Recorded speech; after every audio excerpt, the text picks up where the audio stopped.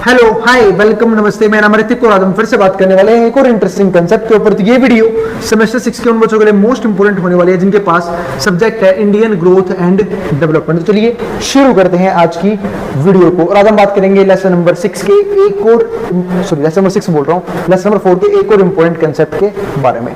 और इस complete series के नोट्स ऑलरेडी प्रिपेयर हो चुके हैं with important question answer PDF. जिन बच्चों को नोट्स परचेज करने हैं वो इस नंबर पे जाए 9667836336 व्हाट्सएप के नोट्स भी ले सकते हैं। आज की वीडियो में समझेंगे कि इंडिपेंडेंस के बाद हमारी इंडस्ट्रीज ने, इनके हमारा इंडस्ट्रियल सेक्टर, इंडिया का इंडस्ट्रियल सेक्टर किस तरीके से ग्रो हो रहा था, क्या क्या चीजें हो रही थी उसके अंदर, वो सब डिस्कस करेंगे आज की वीडियो के अंदर। ठीक है, तो चलो देखते हैं यहाँ पे। तो pattern of industrial development since independence, मतलब इंडिपेंडेंस से लेके अब तक हमारे जो है इंडिया का इंडस्ट्रियल डेवलपमेंट पैटर्न कैसा रहा है वो हम आज की वीडियो में डिस्कस करने वाले हैं। हम सब जानते हैं कि अगर हम बात करें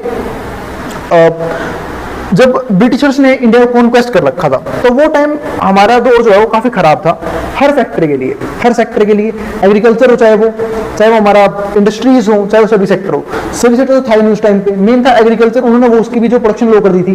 और जो इंडस्ट्रीज है उन्होंने उसको बड़े पैमाने पे हार्म किया था। उन्होंने सिर्फ वही इंडस्ट्री रहने दी जो उनके लिए बेनिफिशियल थी। उन्होंने एग्रीकल्चर में भी वो खेती करवाई, वो फसल वगैरह उगाई जो उनके लिए इंपॉर्टेंट थे। ठीक है, लेकिन उन लोगों ने ना हमारी बेनिफिट करने में कुछ भी नहीं सोचा। ठीक है, सिर्फ अपने बेनिफिट का सोचा कि हम अपनी कंट्री में कैसे वेलफेयर कर सकते हैं और यहाँ से इंडिया से जितनी जल्दी हो सके कितने रिसोर्स को हम एक्सप्लॉइट कर सकते हैं ताकि जल्दी से ग्रो ना कर पाए। तो वही हालत वहाँ पे इंडस्ट्रीज की थी। तो इंडस्ट्री क्या है, तो आवाज देखते हो कि इंडस्ट्रीज जो है अभी हम जी रहे हैं 2025 में।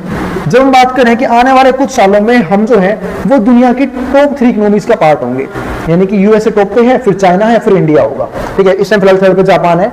तो 2025 में मतलब 28-29 के आसपास जो कहना है IMF का, वर्ल्ड बैंक का, कि हम टॉप 3 इकोनॉमीज का पार्ट बन जाएंगे। लेकिन आज भी 2025 में अगर मैं बात करूं इंडस्ट्रीज के बारे में, इंडस्ट्रीज क्या वेल डेवलप्ड है? कुछ भी डेवलपमेंट नहीं इंडस्ट्रीज के बारे में। सिर्फ इंडस्ट्रीज है कहाँ पे, जो भी हमारे पास यहाँ पे कौन सा एरिया है, अर्बन एरिया है। ठीक है, वहाँ पे जो है हमारे पास जो इंडस्ट्रीज डेवलप है, जो हमारे रूरल एरिया है वहाँ पे इंडस्ट्रीज जो है बिल्कुल भी डेवलप नहीं हो रखी है। तो समझते हैं क्या क्या पैटर्न है वहाँ पे। तो at the time of independence, अगर मैं बात करूं इंडिपेंडेंस के टाइम की, India lacked a balanced and well developed industrial structure. तो इंडिया जो है वो लैक था किस मामले में, बैलेंस और वेल डेवलप्ड इंडस्ट्रियल स्ट्रक्चर में। यानी कि हम जो है वो बैलेंस्ड जो है ग्रोथ नहीं कर पा रहे थे। क्योंकि बैलेंस ग्रोथ का मतलब क्या होता है कि अगर मैं मान लो कि अगर मैं हर सेक्टर की बात कर रहा हूं तो एग्रीकल्चर भी वेल डेवलप्ड हो, इंडस्ट्रीज भी वेल डेवलप्ड हो और सभी सेक्टर भी क्या हो, वेल डेवलप्ड हो। और अगर मैं सिर्फ और सिर्फ बात किसी कर रहा हूं इंडस्ट्रीज की, तो इंडस्ट्रीज जो है वो बड़े लेवल पे डेवलप होनी चाहिए, हर रीजन के अंदर डेवलप हो, चाहे वो अर्बन सिटीज हो, ठीक है, चाहे वो रूरल एरिया हो, हर जगह जो है वो इंडस्ट्रीज में लगी होनी चाहिए। पर ऐसा नहीं था। तो इसी को हम क्या बोलते हैं, lack of balanced and well developed industrial structure. इसके बाद क्या आता है, leading to reliance on importing capital goods. हम जो है यहाँ पे अगर थे तो leading to reliance on importing capital goods, post independence several significant changes occurred. तो हम जो है यहाँ पे क्या कर रहे थे, इंपोर्ट कर रहे थे बहुत सारे कैपिटल गुड्स। यानी मैं कह सकता हूँ कि हम जो है कैपिटल गुड्स के लिए, अब कैपिटल गुड्स कौन से होते हैं, आप लोगों ने पढ़ा होगा पीपीसी वाले चैप्टर में, 2 तरह के गुड्स होते हैं, कंज्यूमर गुड्स और कैपिटल गुड्स। कंज्यूमर गुड्स वो गुड्स होते हैं जो डायरेक्टली कंजप्शन के लिए हम लोग यूज करते हैं। ठीक है, और जो कैपिटल गुड्स होते हैं वो क्या होते हैं, वो ऐसे गुड्स होते हैं जिनको हम फर्दर प्रोडक्शन में क्या करते हैं, यूज करते हैं। For example plant, machinery, equipment, ये सारे हमारे क्या कैपिटल गुड्स, जिनके जरिए हम फर्दर प्रोडक्शन करते हैं और प्रोडक्शन को इंक्रीज करते हैं। तो हम जो है वो इन चीजों पर क्या थे, डिपेंडेंट थे यहाँ पे फॉरेन कंट्री के ऊपर, क्योंकि हम यहाँ पे इंपोर्ट कर रहे थे कैपिटल गुड्स को, हमारे पास खुद के कैपिटल गुड्स नहीं थे। मतलब अगर हमें कंज्यूमर गुड्स बनाने हैं कैपिटल गुड्स की सहायता से, तो हमें कैपिटल गुड्स के लिए डिपेंडेंट रहना पड़ेगा फॉरेन कंट्रीज के ऊपर। तो वही चीज यहाँ पे थी। तो पहला पॉइंट क्या आया यहाँ पे वो समझते हैं कि पोस्ट इंडिपेंडेंस, इंडिपेंडेंस के बाद सेवरल सिग्निफिकेंट चेंजेस अकर्ड। पहला पॉइंट आया development of heavy capital goods industry. यहाँ पे क्या हुआ, डेवलपमेंट हुआ, वो भी किस चीज का, heavy and capital goods industry का। मतलब गवर्नमेंट को समझ आई कब तक हम जो है वो इंपोर्ट करते रहेंगे हैवी कैपिटल गुड्स को दूसरी कंट्रीज से, कब तक हम फॉरेन कंट्री पे डिपेंडेंट रहेंगे, क्यों ना हम खुद ही कैपिटल गुड्स बनाना शुरू कर दें। और कैपिटल गुड्स बनाना मुश्किल पता क्यों होता है, क्योंकि भाई एक एक मशीनरी है उसकी वैल्यू पता कितनी होती है, 1 करोड़, 2 करोड़, 5 करोड़, 10 करोड़, ठीक है, करोड़ों में वैल्यू पहुंच जाती है मशीन्स की। तो उसके लिए क्या चाहिए, एक ऐसी फर्म, एक ऐसी इंडस्ट्री जिसमें जिसके पास क्या हो, बहुत सारा पैसा हो, है ना, पैसा वो हाई कैपिटल हो, हाई वैल्यूएशन हो, तब जाके वो वैसी कैपिटल गुड्स को बना सकते हैं। तो वही चीज़ यहाँ पे दिक्कत लैक कर दी। तो यहाँ पे गवर्नमेंट ने काम किया, डेवलपमेंट किया किस चीज़ का, heavy and capital goods industries का। तो heavy investment in these industry, तो इन इंडस्ट्रीज में क्या की गई, हैवी इन्वेस्टमेंट की गई and resulting in a well developed industrial base, ताकि एक वेल डेवलप्ड इंडस्ट्रियल बेस बनाया जा सके। क्योंकि फिर बोल रहा हूँ जो कैपिटल गुड्स हैं वो इंडस्ट्री का बेस हैं। क्यों? क्योंकि कंज्यूमर गुड्स दो इंडस्ट्रीज हैं, इंडस्ट्री या तो कैपिटल गुड बनाएगी या फिर क्या बनाएगी, कंज्यूमर गुड बनाएगी। लेकिन जो हमारा कंज्यूमर गुड है, ठीक है, वो भी किसकी सहायता से बनेगा, वही बनेगा कैपिटल गुड्स की हेल्प से। अगर हमारे पास कैपिटल गुड्स ही नहीं होंगे तो हम कंज्यूमर गुड्स को बना ही नहीं पाएंगे। तो यानी कि दोनों की अपनी अपनी इंपॉर्टेंस है। कैपिटल गुड्स नहीं होगा तो फर्दर प्रोडक्शन नहीं हो सकती, तो कह सकते हैं कि हम फ्यूचर में ग्रोथ नहीं कर पाएंगे। इसलिए फ्यूचर आउटकम को देखते हुए गवर्नमेंट ने ध्यान दिया कि कैपिटल गुड्स का हमारी कंट्री में बनाया जाना क्या है, काफी जरूरी है। तो यहाँ पे इन्वेस्टमेंट करना बहुत जरूरी है। तो growth rate of the basic and capital goods was significantly higher than consumer goods industry. तो गवर्नमेंट ने क्या किया कि थोड़े टाइम के लिए कंज्यूमर गुड इंडस्ट्री को सैक्रिफाइस किया कि इन पे इतना अभी जरूरी है काम करने का, जरूरत किस पे है कि हम कैपिटल गुड इंडस्ट्री पे ध्यान दें, क्योंकि वहां पे ज्यादा फंड लगता है, ज्यादा पैसा लगता है उसको डेवलप करने के लिए। दूसरा पॉइंट क्या है, एक्सपेंशन ऑफ पब्लिक सेक्टर। अब देखो हम सब जानते हैं पब्लिक सेक्टर का मतलब क्या है कि जहां पे गवर्नमेंट एंटरप्राइजेस को रन करती है, गवर्नमेंट काम करती है इंडस्ट्रीज को बनाने का। क्योंकि दो चीजें होती हैं, या तो पब्लिक सेक्टर या फिर प्राइवेट सेक्टर, या फिर एक चीज होती है इंडिया के अंदर होते हैं मिक्स्ड इकोनॉमी का मतलब यहाँ पे क्या है कि दोनों मिलकर काम कर रहे हैं। प्राइवेट सेक्टर भी, इसको क्या बोलते हैं, जॉइंट सेक्टर भी हो सकते हो आपकी, प्राइवेट सेक्टर और पब्लिक सेक्टर दोनों मिलकर जो है वो इंडस्ट्रीज को चला रहे हैं। लेकिन अपन बात करेंगे किसकी, पब्लिक सेक्टर की। तो एक्सपेंशन ऑफ पब्लिक सेक्टर, तो public sector enterprises produce a wide variety of goods have been instrumental in developing under developed areas. तो पब्लिक सेक्टर जो गुड्स वो इस तरह के गुड्स को बना रहे हैं, ठीक है, जो भी हमारे अंडर डेवलप्ड एरियाज हैं, यानी कि मैं कह सकता हूं कि जो हमारे रूरल एरियाज हैं उनको डेवलप करवाने में हेल्प कर सके।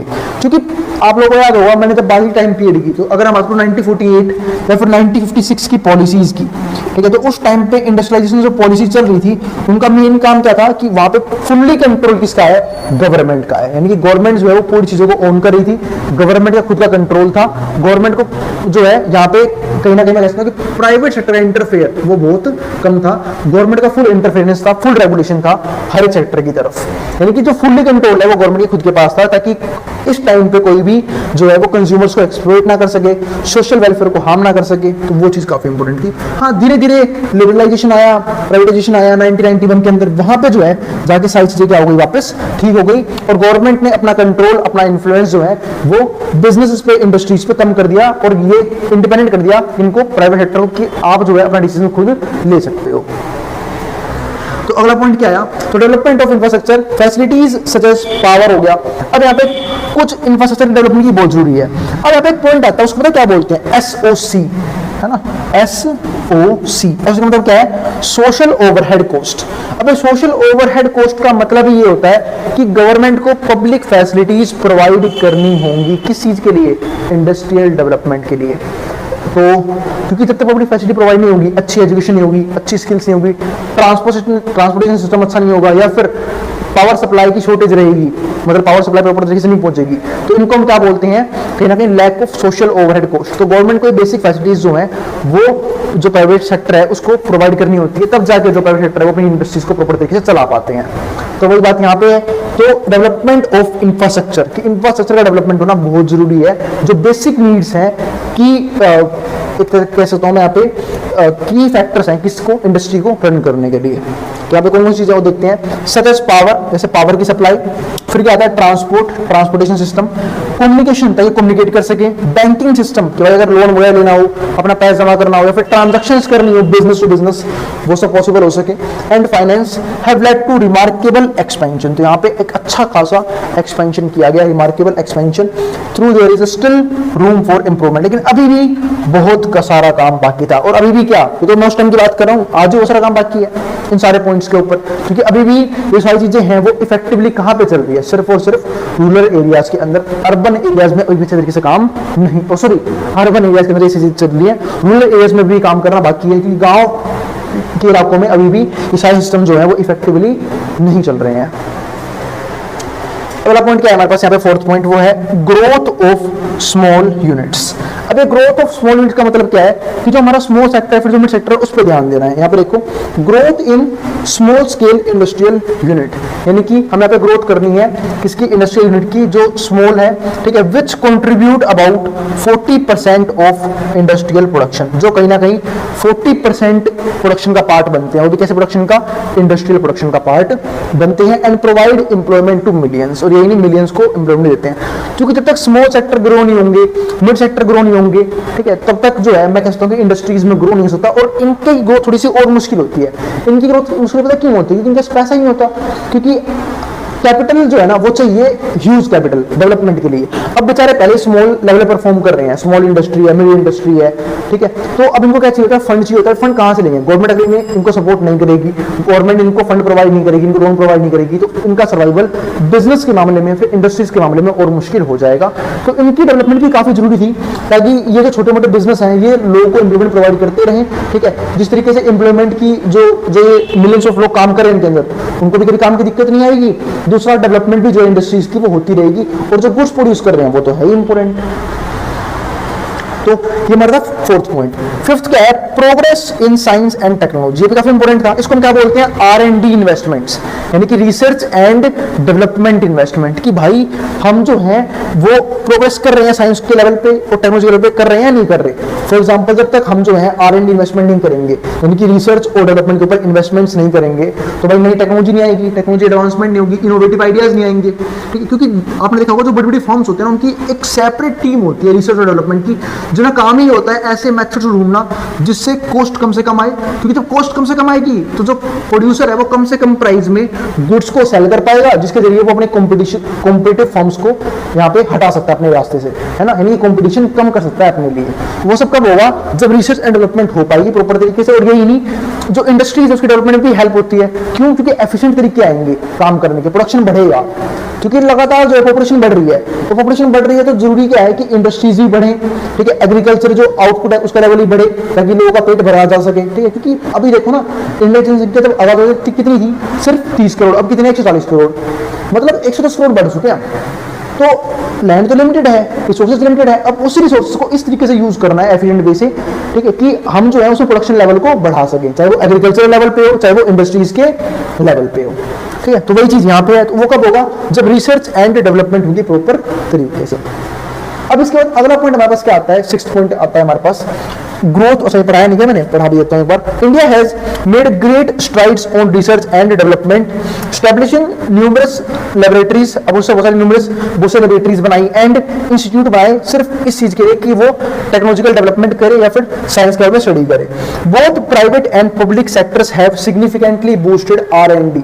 तो चाहे वो हमारा प्राइवेट सेक्टर हो, चाहे वो हमारा पब्लिक सेक्टर हो, दोनों ने यहाँ पे क्या करी, रिसर्च और डेवलपमेंट के ऊपर ध्यान दिया, making India a global leader in technological talent and workforce, ताकि जो इंडिया के लोग हैं, ठीक है, वो यहाँ पे टेक्नोलॉजिकल लेवल पर टैलेंटेड हों, है ना। जैसे कि आजकल इंडिया के यूथ कहाँ पे टैलेंटेड है, इंस्टाग्राम पे सबसे फालतू रील स्क्रॉल करने में, ठीक है, चैटिंग करने में, ठीक है। उन्हें AI का पता नहीं है, AI किस लेवल पे काम कर रहा है, ठीक है। और उन्हें क्या चाहिए, जॉब चाहिए, जॉब तुरंत मिल जाए। इंटरव्यू जाए, इंटरव्यू में बैठे और कंपनी का मालिक बोले, अरे सर हम आपके इंतजार कर रहे थे, हमारी कंपनी तरस रही थी कि कब आप आओगे और हमारी कंपनी को एक टॉप लेवल पे लेके जाओगे, ठीक है। आपको क्या करना आता है, आपकी स्किल्स क्या है, तो स्किल्स वो बोलेगा मैं 4-5 घंटे दिन के रील देख लेता हूँ, ठीक है, वो शेयर भी कर देता हूँ उसी तरीके से। तो ये स्किल्स हैं उनकी, ठीक है। तो ये हाल चल रहे हैं यहाँ पे, ठीक है। तो अगर वर्क फोर्स जब तक टैलेंटेड नहीं होगा, स्किल नहीं होगा, ठीक है, जैसे मैं अभी बात करूंगा एक वीडियो में जब मैं समझाऊंगा कि इंडस्ट्री ने ग्रोथ क्यों नहीं कर रही, स्किल नहीं है लोगों के पास और जॉब चाहिए अच्छी खासी की, भाई बढ़िया जॉब मिल जाए, सैलरी तो ऐसी हो कि बस अंबानी फिरेगा सैलरी के आगे, ठीक है। और स्किल क्या है, कुछ नहीं, बाहर आएंगे ऑफिस में, ठीक है, डेली 2 घंटे रील लिखेंगे, फिर बाकी 2 घंटे से शेयर करेंगे अपने दोस्तों को, है ना, बाकी टाइम में चैटिंग कर लेंगे। काम करने से क्या मतलब है, कंपनी डेवलप हो जाएगी, बस सैलरी आनी चाहिए महीने की 1 तारीख को हमारे अकाउंट में। अगला पॉइंट हमारे पास क्या है, 6 में, growth of consumer durable goods. तो भाई ये तुम्हारे भाई ने हमारा एक था ना, उनके लिए जो पूरे दिन इंस्टा में घुसे रहते हैं, जिन्हें काम धंधे से कोई मतलब नहीं है, ठीक है ना, डेवलपमेंट करते, और हम सोच रहे हैं कि हमारा यूथ कितना चमत्कारी हो गया है, क्या काम करेगा फ्यूचर में, है ना। और डेवलपमेंट को, इंडिया को बिल्कुल टॉप लेवल लेके जाएंगे हम, किसमें, फोन चलाने में, काम करने में नहीं, ठीक है। अभी तो पॉपुलेशन में लेके, बाकी चीजों में लेके जाएंगे, ठीक है, पर सारे इंडस्ट्री में लेके जाएंगे कि जिसमें बाकी वर्ल्ड जो है वो हैरान रह जाए कि यार कैसे कोई इतना वेला हो सकता है कि दिन में 24 घंटे होते हैं, कैसे ये 18 घंटे फोन चला लेते हैं, एक तो मेरा भाई बैठा है या तो गेम खेल रहा है बैठ के, तो क्या ही कह सकते हैं। आगे देखो, तो growth of consumer and durable goods. अब इसमें क्या आता है, production of consumer durable goods like radios, television, refrigerator. ठीक है, तो कंज्यूमर ड्यूरेबल गुड्स कौन कौन से हमारे, जैसे एक रेडियो हो गया, ये सब क्या है कंज्यूमर ड्यूरेबल गुड्स, जो कंज्यूमर एक लॉन्ग टर्म के लिए यूज करता है। अब जिनको नहीं पता बता देता हूँ, ठीक है, जिनकी बुद्धि थोड़ी सी भ्रष्ट है कि ड्यूरेबल गुड्स कौन से होते हैं। ड्यूरेबल गुड्स हमारे वो गुड्स होते हैं भाई जिनको हम 1 साल के आसपास तक यूज कर सकते हैं। ठीक है, कुछ होता है पेरिसेबल गुड्स जो तुरंत खराब हो जाते हैं, जैसे ब्रेड, खाने पीने का सामान, फ्रूट्स, वेजिटेबल, उन्हें बोलते हैं पेरिसेबल गुड्स। लिया और कुछ दिनों में यूज कर लिया वरना खराब हो जाते हैं वो। और कुछ होते हैं यहाँ पे नॉन ड्यूरेबल गुड्स, ठीक है, जो 1 साल से कम में खराब हो जाते हैं। और कुछ होते हैं ड्यूरेबल गुड्स जो लॉन्ग टर्म तक चलते हैं। तो वही बात है, production of consumer durable goods like radios, television, refrigerator, air conditioner, car, scooter, है ना, ये सब कुछ लंबे लंबे टाइम पीरियड के होते हैं। स्कूटर्स हैज इंक्रीज सिग्निफिकेंटली, सब इंक्रीज हुआ है स्पेशली ड्यूरिंग 1980s के टाइम पे। तो both durable and non-durable consumer goods segments have performed well। ये कैसे करते हैं, ये बहुत अच्छे तरीके से काम कर रहे हैं, यानी कि जो हमारे नॉन ड्यूरेबल कंज्यूमर गुड्स हैं वो भी अच्छा परफॉर्म कर रहे हैं, वो सेगमेंट अच्छा परफॉर्म कर रहा है, और जो ड्यूरेबल गुड्स है वो सेक्टर भी अगर अच्छा परफॉर्म कर रहा है। ठीक है, तो 7 पॉइंट में क्या आता है, diversification of the private sector. ठीक है, तो डाइवर्सिफिकेशन समझते हैं प्राइवेट सेक्टर का। तो तुम्हें समझ आता है गेम वाले गेम खेल कैसे लेते हैं, है ना। तो हैरान होना देख के, मतलब फोन में से घुस जाएंगे, गाड़ी यूं घुमाएंगे गाड़ी, बिल्कुल यूं, और यूं घुमाना होगा तो यूं घुमाएंगे गाड़ी। तो बस गाड़ी मैं ही चला रहा हूँ, लाइव गाड़ी चला रहा हूँ, और ये नहीं पता कि कई फोन में घुमाया जा सकता है, नहीं, पूरा एंगल चेंज करना है अपना। ठीक है, और घुस जाएंगे बिल्कुल फोन को, बिल्कुल ऐसे, बिल्कुल, हाँ। ठीक है, अभी मैं तुम्हें दिखाता कैमरा घुमा के, लेकिन छोड़ो क्या दिखाऊं, भाई है मेरा, ठीक है, दोस्त है अपना, खाना का बेस नहीं करूंगा मैं, इसके अच्छा नहीं लगेगा। अब यहाँ देखो, तो डाइवर्सिफिकेशन ऑफ प्राइवेट सेक्टर, तो since 1991 there has been a greater emphasis on role of private sector. तो 1991 में हम सब जानते हैं कि भाई यहाँ पे एलपीजी पॉलिसी आ गई थी, और एलपीजी में क्या हुआ, लिबरलाइजेशन, प्राइवेटाइजेशन, ग्लोबलाइजेशन, कि यहाँ पे जो इकोनॉमी है वो हमारी इकोनॉमी वर्ल्ड लेवल पर परफॉर्म करने लग गई, इंपोर्ट एक्सपोर्ट चालू हो गया। तो since 1991 there has been greater emphasis on role of private sector in industrialisation. तो प्राइवेट सेक्टर बढ़ गया क्योंकि गवर्नमेंट यहाँ पे इन्फ्लुएंस कम करी था प्राइवेट सेक्टर का। The government has pursued policies of delicensing, liberalization, privatization, ठीक है, and globalization to encourage private sector growth. और यहाँ पे गवर्नमेंट ने उतनी चीजें लॉन्च कर दी। ठीक है, कौन कौन सी, लिबरलाइजेशन लॉन्च कर दिया, प्राइवेटाइजेशन चालू कर दिया, एंड ग्लोबलाइजेशन चालू कर दिया to encourage private sector growth, ताकि हमारे देश में प्राइवेट सेक्टर ग्रोथ कर पाए। क्योंकि एक सिंपल सा रूल ये भी मानते हैं कि प्राइवेट सेक्टर जो है ना वो किसी भी बिजनेस को एफिशिएंट तरीके से चला सकता है as compare to government sector. क्योंकि गवर्नमेंट सेक्टर के जो लोग हैं ना, ठीक है, वो कहीं ना कहीं यहाँ पे लैक करते हैं बिजनेस को चलाने में, थोड़ा करप्शन भी बढ़ जाता है। तो वो चीजें कंट्रोल करने के लिए प्राइवेट सेक्टर ज्यादा बेहतर है। क्योंकि आजकल लोग पता क्या है, लोगों को जनरली लोग गवर्नमेंट जॉब क्यों चाहिए, ताकि वो खाली रह सके, वहां बैठ के ऑफिस में ताश पत्ते खेल सके, इंस्टा चला सके, ठीक है, या फिर जो बात, क्योंकि उन्हें पता है भाई गवर्नमेंट जॉब में वो लग गई, सैलरी तो होती रहेगी, काम करो चाहे मत करो, है ना। तो वर्क लाइफ बैलेंस प्रॉपर चलेगा, 2 घंटे काम, बाकी टाइम आराम। ठीक है, तो उस चीज के लिए लोगों को जनरली गवर्नमेंट जॉब चाहिए होती है।